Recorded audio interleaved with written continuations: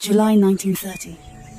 The quiet town of Oke-Uye, Elisha, western Nigeria, was about to be struck by heaven. It began as a meeting.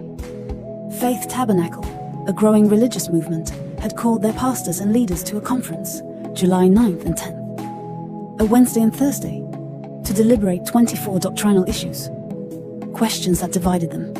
Is polygamy sinful? Should Christians use medicine or trust only divine healing? What does holiness really look like? But God had another agenda. In their gathering was a young prophet, just 26 years old, quiet, yet blazing with an unseen fire. His name, Joseph AYO BABALOLA. He had already stirred Lagos with miracles, and now, the wind of his calling had blown him here.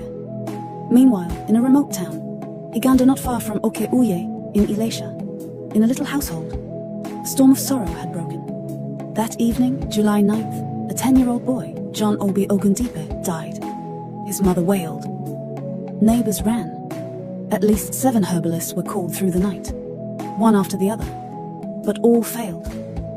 The next day, his mother was advised, take him to the church at Oke-Uye. I heard that a prophet who performs miracles is there. At dawn, the boy's lifeless body was carried through the streets toward the church. Babalola, inside, heard the cries. He looked out the window, saw the procession, and something surged in his spirit. He stepped out, ringing his bell, his face fierce with faith.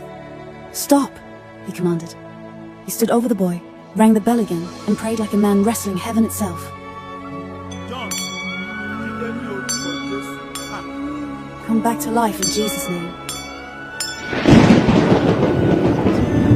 The crowd held its breath. Then, a sound, a faint sneeze. The boy's chest rose. His eyes opened, gasps broke into shouts. Shouts became dancing. Dancing became chaos. The boy was alive. People ran through the streets, screaming, the prophet has raised the dead.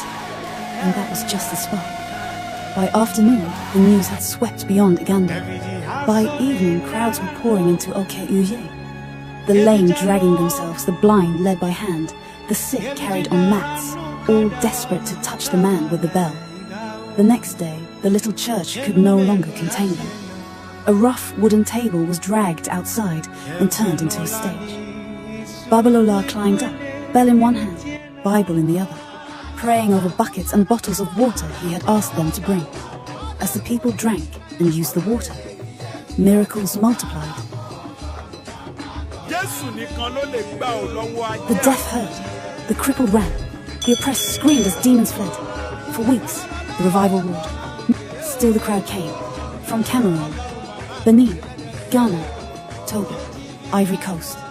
All roads into Elisha jammed with car, horses, barefoot pilgrims, tens of thousands pressing in to see for themselves.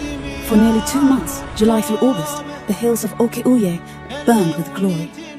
And when the fire began to quiet, it leapt to other cities, sparking the famous Ibadan revival in September 1930, led by yet another strange firebrand, Daniel Orekoya, who picked up the flame and carried it farther.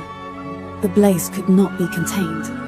Yet Babalola, standing on that wooden stage, looking over the endless sea of faces, spoke of something even greater. This is only the beginning. A greater revival is coming, one that will demand holiness, sacrifice, and prayer. But it will shake the entire earth. And now, exactly 95 years later, to this very day, the bell is ringing again. Heaven is searching for new hands to carry it. You too are a revivalist. Yes, you have the call. Heaven is waiting for you to carry God's power for signs and wonders again to a generation. Not just for talking or preaching only, but for undeniable results. It will only come through prayer, fasting, and a life of holiness. You have wasted enough time. What if Babalola never answered the call? Yes, he too is waiting for you. The saints in heaven are waiting for you to complete the work they started, to pick up the torch of revival they dropped. A new wave of revival is here. Answer the call, soldier. Answer the call.